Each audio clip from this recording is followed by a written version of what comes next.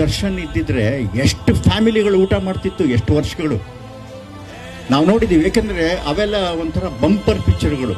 ಒಂದು ದಿನ ಶೂಟಿಂಗ್ ಅಂತ ಹೇಳಿದ್ರೆ 250-300 ಜನ ಕೆಲಸ ಮಾಡೋವಂಥ ಪಿಕ್ಚರ್ಗಳು. ಇವತ್ತು ದರ್ಶನ್ ಇಲ್ದಿರೋದು ಇಂಡಸ್ಟ್ರಿಗೆ ದೊಡ್ಡ ಲಾಸ್. ಒಂದು ಕಡೆ ಫೈನಾನ್ಷಿಯಲ್ ಟರ್ನ್ ಓವರ್ ಕಷ್ಟ, ಇನ್ನೊಂದು ಕಡೆ ಥಿಯೇಟ್ರ್ಗಳಿಗೆ ಪಿಕ್ಚರ್ ಇಲ್ಲ, ಇನ್ನೊಂದು ಕಡೆ ಈ ಒಂದು 500 ಜನ 1000 ಜನ ಅವ್ರ ಜೊತೆಲಿ ಕೆಲಸ ಮಾಡ್ತಿದ್ದವ್ರಿಗೆ ಪಾಪ ಜೀವನ ಇಲ್ಲ. ಇದೆಲ್ಲ ನೆನೆಸ್ಕೊಂಡಾಗ ಯಾವ್ದಕ್ಕೋ ಒಂದು ಭಾಳ ಕೆಟ್ಟ ಗ್ರಾಣ ಹಿಡ್ಕೊಂಡ್ಬಿಟ್ಟಿದೆ ಕನ್ನಡ ಚಿತ್ರರಂಗಕ್ಕೆ. ಹೇಗಿತ್ತು ಹೇಗಾಗಿದೆ, ಇದು ನಿಜವಾಗ್ಲೂ ಒಂದು ಭಾಳ ಶೋಚನೀಯವಾದ ಸಂಗತಿ. ಇದು ನಾವೆಲ್ಲ ಸೇರಿಕೊಂಡು ಕೆಲಸ ಮಾಡಬೇಕಾಗಿದೆ. ಇವತ್ತು ದರ್ಶನ್ ಅವರು ಇಲ್ಲ. ಇವಾಗ ಒಬ್ಬರು ದರ್ಶನ್ ಇದ್ದಿದ್ರೆ ಎಷ್ಟು ಫ್ಯಾಮಿಲಿಗಳು ಊಟ ಮಾಡ್ತಿತ್ತು, ಎಷ್ಟು ವರ್ಷಗಳು ನಾವು ನೋಡಿದ್ದೀವಿ. ಯಾಕೆಂದರೆ ಅವೆಲ್ಲ ಒಂಥರ ಬಂಪರ್ ಪಿಕ್ಚರ್ಗಳು. ಒಂದು ದಿನ ಶೂಟಿಂಗ್ ಅಂತ ಹೇಳಿದ್ರೆ 250-300 ಜನ ಕೆಲಸ ಮಾಡೋವಂಥ ಪಿಕ್ಚರ್ಗಳು. ಇವತ್ತು ದರ್ಶನ್ ಇಲ್ದಿರೋದು ಇಂಡಸ್ಟ್ರಿಗೆ ದೊಡ್ಡ ಲಾಸ್.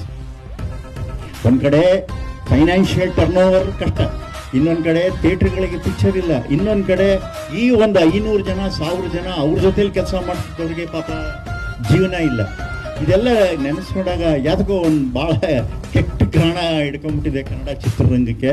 ಹೇಗಿತ್ತು ಹೇಗಾಗಿದೆ, ಹೇಗಾಗುತ್ತೆ, ಮುಂದೆ ಚೆನ್ನಾಗಾಗುತ್ತೆ.